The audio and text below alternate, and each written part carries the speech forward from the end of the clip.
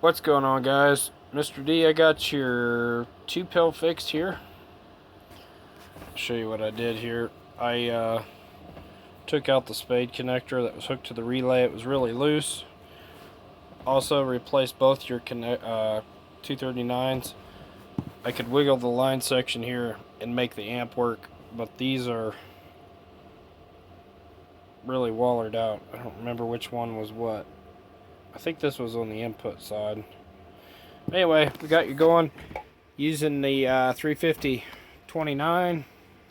Show you pass-through tune, 5-watt slug, audio test, audio. Show you what we're putting in for drive, audio 1212, about 40 watts, 7 average. We're on 14.7.